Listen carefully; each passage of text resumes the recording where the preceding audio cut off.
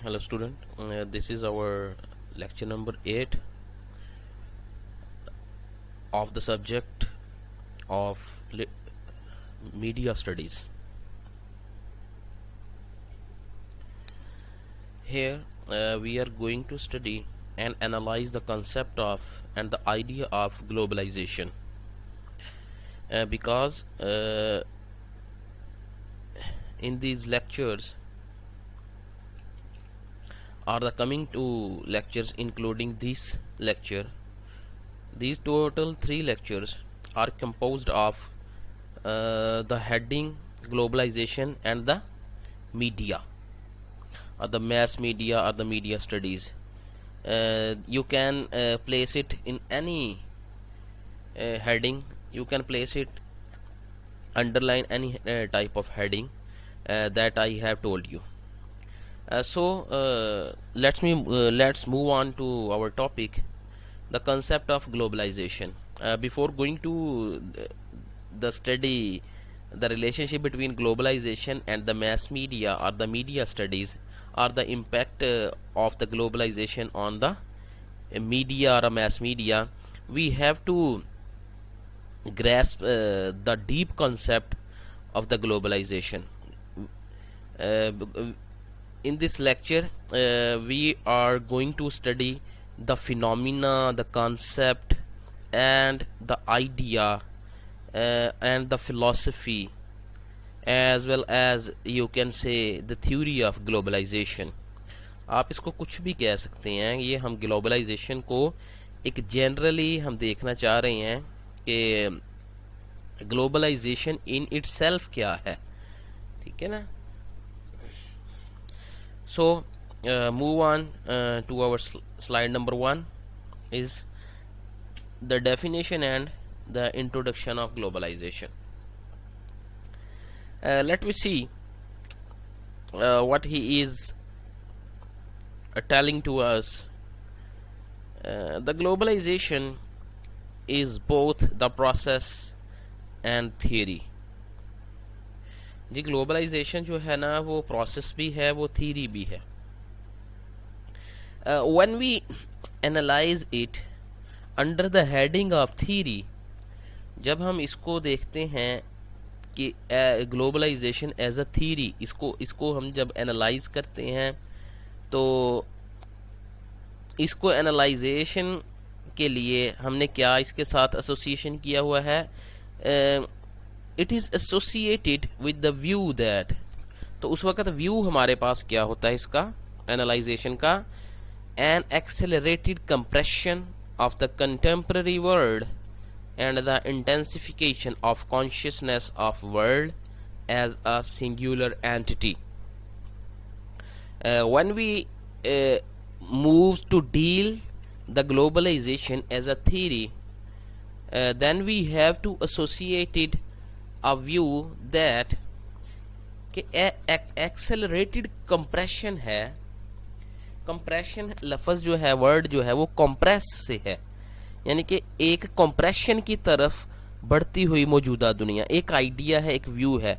जब हमने इसको थ्योरी के तौर पर डिस्कस करना है तो हमारे जहन में ये क्या होता है कि दुनिया जो है, मौजूदा जो दुनिया है, जो कंटेम्प्रेरी वर्ल्ड है, वो मूव कर रही है, वो सुकड़ रही है, वो ग्लोबल विलेज बन रही है. कंप्रेशन का मतलब ये है कि वो एक यूनिट की तरफ जो है वो कंप्रेस हो रही है. ठीक है. और इसके साथ and the intensification of consciousness of world, और इंटेंसिव कॉन्शियसनेस ऑफ वर्ल्ड यानी कि दुनिया का एक शऊर जो है वो किस तरह से उसका शऊर के अंदर दुनिया के हवाले से जो शऊर है उसके अंदर एक इजाफा हो रहा है कि दुनिया एक सिंगुलर एंटिटी है, कि पूरी की पूरी जो दुनिया है इसमें जितने भी कंट्रीज़ हैं, इसमें डिफरेंट एथनिसिटीज़ के जो पीपल हैं, डिफरेंट कम्युनिटीज़ के जो लोग हैं, they are all one. Collectively सारी की सारी जो वर्ल्ड है वो एक सिंगुलर एंटिटी है. ठीक है. ये दो हमारे जहन के अंदर बातें होती हैं. एक तो ये है कि मेरी मौजूदा दुनिया जिसमें मैं लिव कर रहा हूँ, the world in which we are living over here, तो वो किसकी तरफ मूव कर रही है, वो किसकी तरफ एक्सेलरेट कर रही है, वो कंप्रेशन हो रहा है उसके अंदर, ठीक है। और इसके साथ क्या है कि इस शऊर के अंदर इजाफा हो रहा है कि दुनिया एक सिंगुलर एंटिटी है, ठीक है। ये शऊर भी साथ साथ मेरा बढ़ रहा है, ठीक है। ये व्यू, जब हमने ग्लोबलाइजेशन को थ्योरी के तौर पर डिस्कस करना है तो ये दो चीज़ें हमारे जहन में आती हैं, या हम इनको आइडियलाइज करते हैं या इनको हम थिंक करते हैं, ठीक है जी। ये दो चीज़ें सबसे पहले मेरे माइंड के अंदर आती हैं ग्लोबलाइजेशन को लेते हुए, ठीक है। और progressive process by which exchanges and flows between different parts of the world are intensifies. अच्छा जी, ग्लोबलाइजेशन ये बेसिकली हम यहाँ पे इसकी इंट्रोडक्शन देख रहे हैं, डेफिनेशन इसकी नेक्स्ट स्लाइड में इंशाल्लाह हम देखते हैं। ये कह रहा है प्रोग्रेसिव प्रोसेस है ये, यानी कि एक डेवलपमेंटल किस्म का ये प्रोसीजर होता है ग्लोबलाइजेशन। प्रोग्रेसिव का मतलब क्या है कि it is always remaining in the process of development. ये हमेशा ही डेवलपमेंट होगा, डेवलपमेंटल होगा, प्रोग्रेसिव होगा, तरक्की याफ्ता होगा।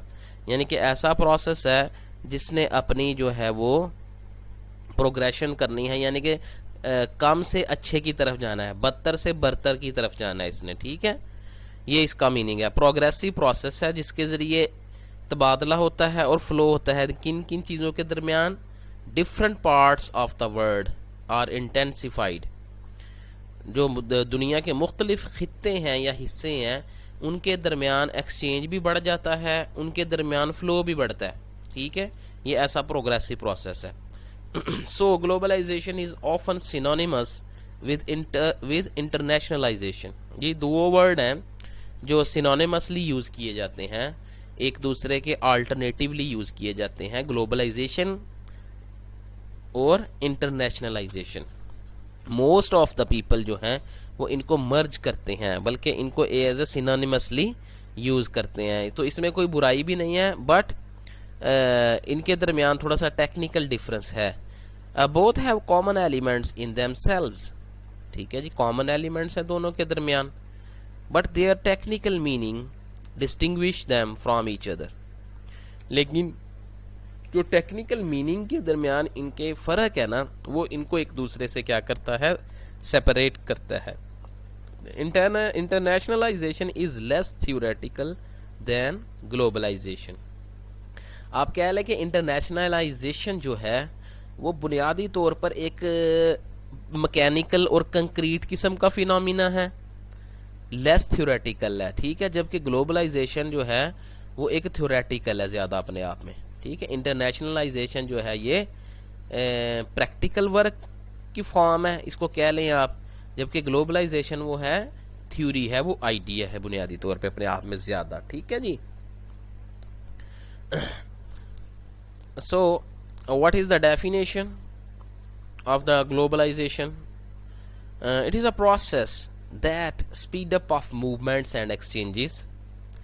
ये स्पीड अप करता है मूवमेंट्स को और एक्सचेंजेस को। कौन कौन से, ये मैंने एक ब्रैकेट के अंदर इनको हाईलाइट किया है। ऑफ ह्यूमन बीइंग्स की मूवमेंट और एक्सचेंजेस यानी कि आज का जो कंटेम्प्रेरी मैन है, he can travel to any part of the world very easily, इसका मतलब ये है, ठीक है।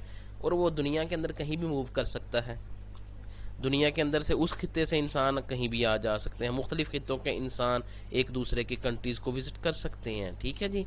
तो ये जो प्रोसेस के ग्लोबलाइजेशन का जो प्रोसेस है वो इसको इन्हांस करता है, इस मूवमेंट को, इस एक्सचेंज को। ऑफ ह्यूमन बीइंग्स, गुड्स, अशिया की मूवमेंट और एक्सचेंजेस, सर्विसेज की, कैपिटल जिसको सरमाया कहते हैं, टेक्नोलॉजीज़ हैं, और कल्चरल प्रैक्टिसेस। देखें कल्चरल मौजूदा जो कंटेम्प्रेरी वर्ल्ड है आपकी, इसमें जितना ज़्यादा कल्चरल एक्सचेंज हो रहा है ना, ठीक है, और कैपिटल जो एक्सचेंज हो रहा है, इतना ज़्यादा एक्सचेंज और मूवमेंट किसी भी चीज़ की नहीं है, ठीक है जी। कल्चरल जो एक्सचेंज है वो आज की दुनिया में बहुत ज़्यादा है, ठीक है। ये मैंने ब्रैकेट्स के अंदर ये मेंशंस की हैं चीज़ें। मैं इसको रिपीट करता हूँ। A process that speed up of movements and exchanges of human beings, goods, services, capital, technologies और cultural practices all over the planet. ठीक है, ऑल ओवर द प्लैनेट, यानी कि पूरी की पूरी जो ज़मीन का जो खित्ता है उसके अंदर इनकी मूवमेंट को और इनकी एक्सचेंजेस को इसके ज़रिए स्पीड अप किया जाता है। इस प्रोसेस के ज़रिए ये जो प्रोसेस है इसको स्पीड अप करता है। It promotes and increases interaction, जी ये प्रमोट करता है और बढ़ाता है इंटरेक्शन किन के दरमियान, different regions and population around the globe, मुख्तलिफ खित्तों के दरमियान, मुख्तलिफ पॉपुलेशंस के दरमियान, पूरी दुनिया के अंदर जो खित्ते हैं, जो पॉपुलेशंस हैं, उनके दरमियान इंटरेक्शन को बढ़ाता है और उनको प्रमोट करता है। The second definition of the globalization is, globalization is a set of processes. ठीक है, ये सेट ऑफ प्रोसेसेस है। कौन कौन से प्रोसेसेस हैं जी इसके अंदर? इसके अंदर इकोनॉमिकल प्रोसेस है, इसके अंदर सोशल प्रोसेस आ जाता है, इसके अंदर कल्चरल प्रोसेस है, इसके अंदर इंस्टीट्यूशनल प्रोसेस है। ठीक है, these are the different set of processes, ठीक है, that contribute to the relationship between societies and individuals around the world. ये देखें जितने भी प्रोसेस हैं ये किस में कंट्रीब्यूट करते हैं? सोसाइटीज़ और इंडिविजुअल्स के दरमियान रिलेशनशिप के अंदर कंट्रीब्यूट करते हैं पूरी दुनिया के अंदर। देखें बाज़ सोसाइटीज़ से ज़रूरी नहीं है कि हर जो सोसाइटी है वो दूसरी सोसाइटी से एक्सचेंज करे। सोसाइटी के अंदर रहने वाले इंडिविजुअल्स जो हैं वो एक्सचेंज और मूव कर सकते हैं इन प्रोसेसेस के ज़रिए। ठीक है, और बाज़ दफ़ा ऐसा भी होता है कि पूरी पूरी सोसाइटी जो है वो क्या करती है, दूसरी सोसाइटी से रिलेशनशिप को बढ़ाती है। ठीक है, जबकि अगर ऐसा नहीं होता तो इंडिविजुअल्स आपस में जो है वो कंट्रीब्यूट करते हैं रिलेशनशिप के ज़रिए। तो यहाँ पे ये बात कर रहा है इस डेफिनेशन के अंदर वो। हाउ ग्लोबलाइजेशन वर्क्स, जी ग्लोबलाइजेशन जो अपना काम कैसे करती है, ग्लोबलाइजेशन बढ़ती कैसे है। ठीक है, इसका वर्क नेचर ऑफ वर्क क्या है ग्लोबलाइजेशन का, तो ये देख देते हैं। It is driven by the convergence of political, cultural and economic systems. जी ये ड्राइव किससे की जाती है? इन तीनों चीज़ों को कन्वर्ज करके, पॉलिटिकल, कल्चरल और economic systems. These are the three types of systems, ठीक है, that come together and mix with each other, बल्कि क्या कर सकते हैं ये, सपोर्ट विथ ईच अदर और फैसिलिटेट टू ईच अदर। तीनों सिस्टम एक दूसरे को फैसिलिटेट करते हैं मिलके। ठीक है, ग्लोबलाइजेशन इन तीनों को इस्तेमाल करती है, इनकी कन्वर्जेंस बनाती है वो। ठीक है जी, that ultimately promote and increase interaction. और ये तीनों की जो कन्वर्जेंस है ये क्या करती है, अल्टीमेटली प्रमोट करती है और इंक्रीज करती है इंटरेक्शन को, इंटीग्रेशन को एंड डिपेंडेंसी अमंग नेशंस। ठीक है जी, मुख्तलिफ नेशंस के दरमियान जो है इंटरेक्शन बढ़ाती है इनकी कन्वर्जेंस से, इंटीग्रेशन बढ़ता है और डिपेंडेंसी बढ़ती है नेशंस की। क्योंकि देखें जो ग्लोबलाइजेशन है उसके अंदर बेसिक फिनोमिना थीम क्या है कि नेशंस जो हैं वो एक दूसरे पर डिपेंड करें, एक इंटरडिपेंडेंस हो। ठीक है, इंटरकनेक्टेडनेस हो दोनों सबके दरमियान। ठीक है, इंटर रिलेटेडनेस हो सब नेशंस के दरमियान। ये बेसिक थीम है इसका ग्लोबलाइजेशन का ना। तो ग्लोबलाइजेशन कहला काम अपना कैसे करती है, पॉलिटिकल, कल्चरल, इकोनॉमिक सिस्टम की कन्वर्ज करती है और डिफरेंट नेशंस के दरमियान इंटरेक्शन को प्रमोट करती है। Money, technology, materials and even people flow more swiftly across national boundaries today. आज के दौर के अंदर जो मनी है, टेक्नोलॉजी, मटेरियल्स और लोग भी बड़े तेज़ी से अपने नेशनल बाउंड्रीज़ को क्रॉस करके फ्लो कर जाते हैं than they ever have in the past. इस तरह पहले कभी माजी में नहीं इंसान कर सकता था। जितनी तेज़ी और जितनी जल्दी के साथ इंसान आज अपनी बाउंड्रीज़ को क्रॉस करके, ठीक है, अपने अपनी नेशनल बाउंड्रीज़ को, टेरिटरी को क्रॉस करके वो किसी दूसरी टेरिटरी के अंदर जाके काम कर सकता है बड़े आसानी के साथ। इस तरह के मौके पहले मुयसर नहीं थे इंसान को। The flow of knowledge, ideas and culture is expedited through internet communication. जी, नॉलेज, आइडियाज़ और कल्चर जो है ये मोस्टली इंटरनेट कम्युनिकेशन के ज़रिए फ्लो करता है। ठीक है जी। The globalisation has different types और there are different types of globalisation. ठीक है जी, वो हम देख लेते हैं। What are these? Number 1 is the economical globalisation. ठीक है, मैंने इधर सिर्फ नेम को मेंशन किया है। Economical globalization focuses on unification and integration of international financial markets as well as multinational corporation। जी, ये किसके ऊपर फोकस करता है इकोनॉमिकल ग्लोबलाइजेशन? ये यूनिफिकेशन और इंटीग्रेशन है इंटरनेशनल फाइनेंशियल मार्केट और मल्टीनेशनल कॉरपोरेशन। ठीक है जी, इसके अंदर वो देख लेते हैं हम, वर्ल्ड बैंक आ जाता है इसके अंदर जनाब। ठीक है जी, इसके अंदर एशियन बैंक आ जाता है आपका, ये जिसने आपके बीआरटी के मंसूबे के अंदर काफ़ी ज़्यादा इन्वेस्टमेंट की हुई है। ठीक है जी, इसके अलावा इसके अंदर जो है ना स्टॉक एक्सचेंज आपकी आ जाती है, जहाँ पे डॉलर का लेन देन होता है। ठीक है, और जहाँ पे डिफरेंट कंपनीज के जो शेयर्स हैं वो सेल और परचेज किए जाते हैं। तो these are the different types of economical globalisation. ठीक है, political globalization, it deals with policies. ये उन पॉलिसीज के साथ डील करती है political globalization, design to facilitate international trade, जिनको बनाया जाता है इंटरनेशनल ट्रेड को फैसिलिटेट करने के लिए, एंड कॉमर्स और कॉमर्स को। It also deals with institutions that implement these policies.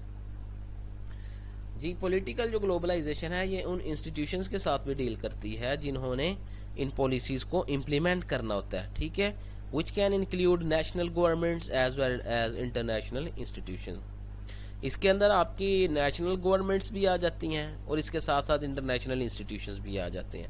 For example IMF, international monetary fund, and WTO, world trade organization. These are two examples of institution, international institutions. ठीक है, who are responsible for the fair and for the fair trade in the world. ठीक है, ये दोनों के दोनों जो इदारे हैं, जो इंस्टीट्यूशंस हैं, ये फ्री ट्रेड का मतलब क्या है कि आज़ाद जो तिजारत है पूरी दुनिया के अंदर उसको फैसिलिटेट करने के लिए ये पॉलिसीज़ जो मेकअप करते हैं। ठीक है जी। Third one is the cultural globalisations. It focuses on social factors that cause cultures to converge. ठीक है, ये ऐसे सोशल फैक्टर्स पर फोकस करती है ये एक वाला ग्लोबलाइजेशन की टाइप्स, जो कि वजह बनती है डिफरेंट कल्चर्स को कन्वर्ज करने की। ऐसे सोशल फैक्टर्स जो वजह बनते हैं कल्चर्स की कन्वर्जेंस की, such as increased ease of communication and transportation brought about by technology. यानी कि फॉर एग्जांपल कम्युनिकेशन और ट्रांसपोर्ट के अंदर आसानी कब पैदा हुआ, आसानी जो है आई है वो किसके ज़रिए आई है? वो टेक्नोलॉजी के ज़रिए आई है। ठीक है, तो technology is a social factor है। ठीक है, और ये इस टेक्नोलॉजी हम कह सकते हैं कि वो सोशल फैक्टर है जिसने डिफरेंट कल्चर्स को मर्ज किया है। डिफरेंट जो कल्चर्स हैं थ्रू आउट द वर्ल्ड या ओवरऑल द वर्ल्ड, उसने इनको क्या किया है? कन्वर्ज किया है, इनको शेयर किया है, इनको एक्सचेंज किया है। ठीक है। Number 4 is the technological globalization. Relationship between nations is, अच्छा जी, जो डिफरेंट नेशंस हैं उनके दरमियान जो रिलेशन है as a result of infrastructure. वो किसका नतीजा है? इंफ्रास्ट्रक्चर का नतीजा होता है। In place of television, radio, telephone and internet. ठीक है जी।